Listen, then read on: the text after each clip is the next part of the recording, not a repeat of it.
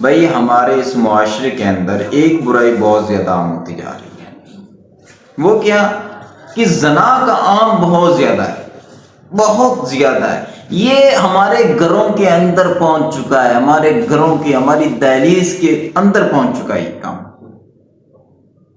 آپ کیا سمجھتے ہیں؟ نہیں ہے؟ یہ شادی شدہ افراد کا افیئر اور یہ کنوارے لڑکے لڑکیوں کا افیئر، ان کے چکر، یہ عشق مشوقی، یہ صرف عشق تک بات نہیں رہتی، یہ زنا تک بات پہنچ جاتی ہے۔ بھائی کنواروں سے گزارش ہے کہ اگر آپ کو کوئی پسند ہے تو بھائی شادی کرو، ٹھیک ہے؟ اس کو کہو میں اپنے اماں ابا کو بھیجتا ہوں آپ کی طرف، برائے مہربانی، تو یہ مسئلہ حل ہونا چاہیے۔ تو یہ کام ہے۔ اب جو شادی شدہ افراد ہیں ان کے کام چیک کرو۔ بھائی تمہارے پاس ایک حلال چیز ہے، اللہ نے تمہیں دی ہے، تو تم کیوں ادھر ادھر منہ مار رہے ہو؟ آپ کو پتہ ہے کہ اسلام نے کنوارے کے لیے تو 100 کوڑے رکھے ہیں، لیکن شادی شدہ افراد کے لیے سزا پتہ ہے کیا ہے؟ کہ زمین میں گاڑ کے اتنے پتھر مارو، اتنے مارو، اس کی تباہی و بربادی مچا دو۔ اسلام قطعاً رحم کرنے کا حکم نہیں دیتا کہ یہ جو شادی شدہ افراد زنا کرتے ہیں، قطعاً رحم نہیں ہے۔ بھائی اسلام نے اس بات کی اجازت نہیں دی۔ اور ان کے افیئر دیکھو کہاں پہ چل رہے ہیں۔ شادی شدہ افراد کے افیئر، ان کی محبتیں، ان کے پیار یا محلے میں ہوں گے، یا جناب ان کے اپنے آفس میں، اور گھروں کے اندر دہلیز تک پہنچ ہوں گے، اپنے بھابھیوں کے ساتھ ان کے افیئر چل رہے ہیں۔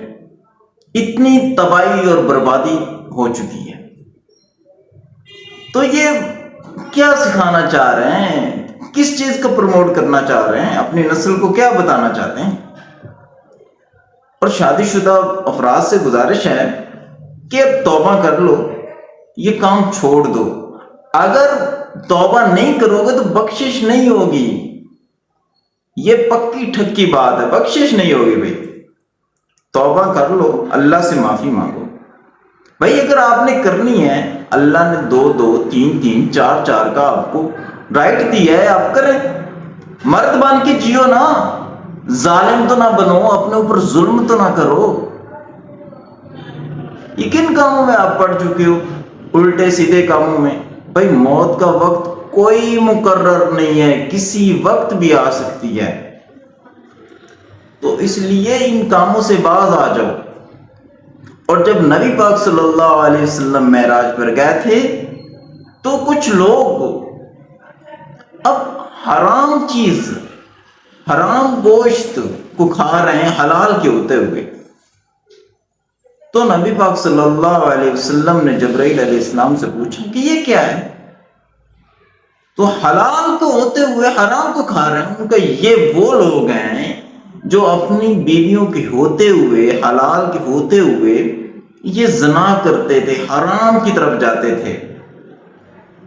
اور ایک اور جگہ دیکھا کہ ننگے لڑکے اور لڑکیاں، مرد اور عورتیں آگ میں جل رہے ہیں، اوپر جاتے ہیں پھر نیچے آتے ہیں۔ پوچھا یہ کون؟ فرمایا کہ یا رسول اللہ یہ وہ ہیں جو زنا کرتے تھے، مرد اور عورتیں جو زنا کرتے ہیں۔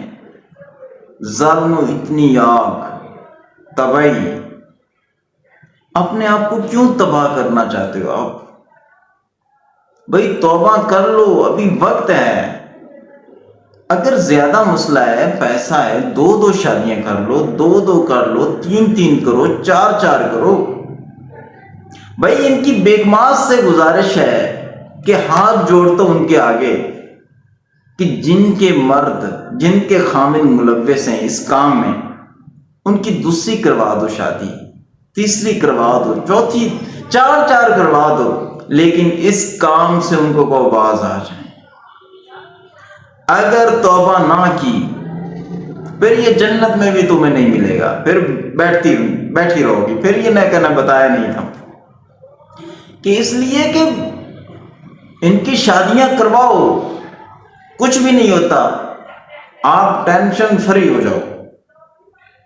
نہیں تو آخرت والے دن یہ جو شادیوں پہ روکتی ہیں نا اپنے یہ بیگمات، تو ان کے اوپر بھی یہ بھی اس میں ملوث ہو جائیں گی.